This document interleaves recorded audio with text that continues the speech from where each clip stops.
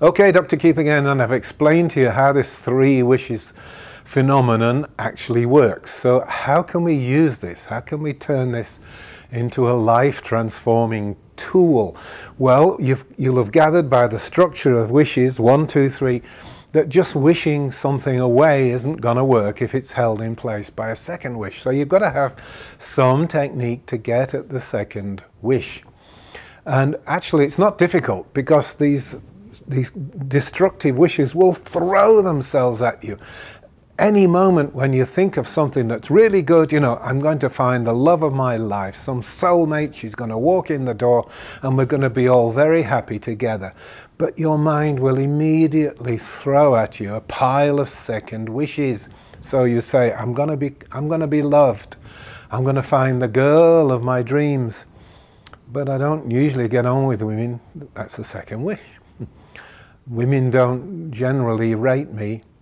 Oh, I had a terrible time with that girl Hazel. Do you remember? That was awful. And at the end of that, I thought I never want to talk to women again. It was so hurtful.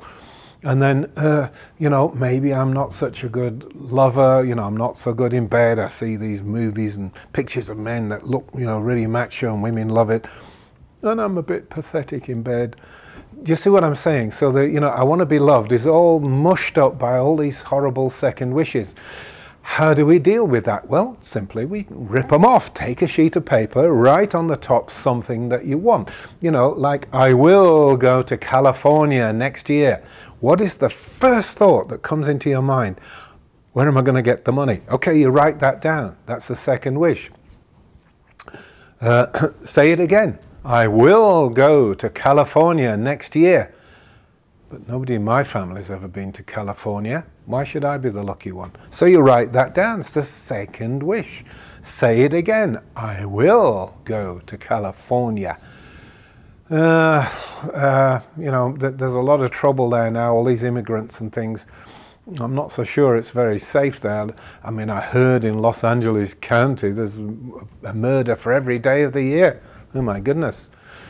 Write it down. That's another second wish. I will go to California next year.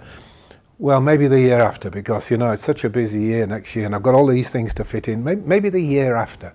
Do you see what I'm trying to... I'm sort of making this up, okay? If I want to go to California, get in the car, it's only 30 miles away to cross the border south of Las Vegas. Not an issue for me. But, if you live in Washington, D.C. or in New York or some New England state, then it is perhaps a big deal to go to California. It doesn't matter what the wish is. What I want you to do is choose a wish, choose something that is meaningful to you, and I want you to brainstorm all the objections that you can think of, and your mind will throw them up one after the other. Can this work? Well, let me tell you, I'll relate a story from a friend of mine called Hank. And I'm going back many years now, but he and his girlfriend sat down and they decided to do this on the wish. Let's find some free money on the street. We'll just find some money.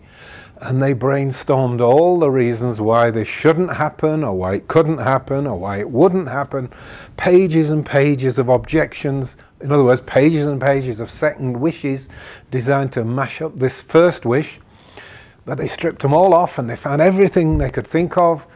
Got to the end, I thought, phew, wow. Put everything away and went about their business. Next day, guess what happened? They were walking on the streets in Manhattan. There was a wallet lying on the steps of a brownstone, one of those, the old-fashioned apartment buildings. There was a wallet, and they opened it, and it got $65 in it. And there was no ID, and the only thing in it was a phone number. So they phoned the number and said, did you lose anything valuable in this part of New York? He lived somewhere else.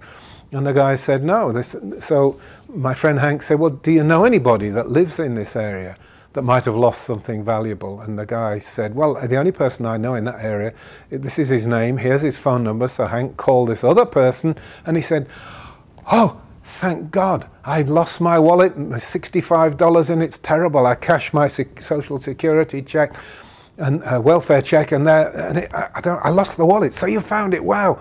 And the man insisted on coming over to pick it up, thanked them, personally and offered them a reward, which of course Hank said no. But you know, it's just fascinating that it happened the very next day for when they ripped off all the second wishes. This really can work, and it really is something that I've got to encourage you to do and train you to do. Whatever it is you want. If you're looking for your soul companion, or you want some promotion at work, yeah, and yes, you can even do it for money. I mean, don't sort of get crazy and say, I want $1 million in the next week. But, you know, if you want to tap into some serious, substantial source of income, you know, maybe a second income in addition to your salary, brainstorm all the reasons why that couldn't happen, or it shouldn't happen, or you don't deserve it. I'm not skilled enough. I don't have the skills. I don't know what to do. I have no idea how to make money. I just draw my salary. Well, it never worked for my parents. My father went bankrupt. Yakety, yakety, yakety, yak. Down pages and pages and pages of these things until one of three things happens. You get bored, or you seem to have got to the end. You can't think of anything else. It's a perfectly valid end result. Or you undergo some kind of what we call in supernoetics, we call it cognosis, a point of like, aha, I just realized something, you know, that kind of moment. Or what we call a shift, where you majorly see things differently. My God, my life, from over here, my life looks different. I see things differently from over here. I don't see why I couldn't, you know, start making sandwiches and selling sandwiches and eventually open up myself a sandwich shop, whatever, you know.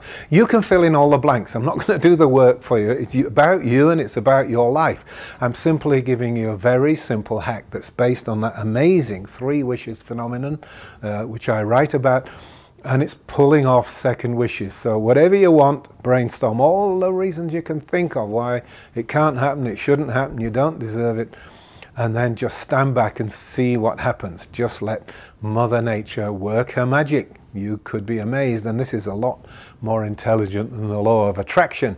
There isn't a law of an attraction, it's an ability that people can learn. But it's partly based on this, and instead of wishing for $1 million, why don't you get to work and figure out, how could I be worth $1 million? Then it's worth happening, and it's likely to. If you're worth $1 million, you get $1 million. If you're not worth $1 million, you can do affirmations morning, noon and night. You can do law of attraction till your head bleeds. It's never going to happen because you've got nothing to give. You're not worth 100 million or $1 million. Okay, you've got the principle. I hope you can apply it. And if you have a great result, please share the story, write and tell me how well it went. Thank you very much.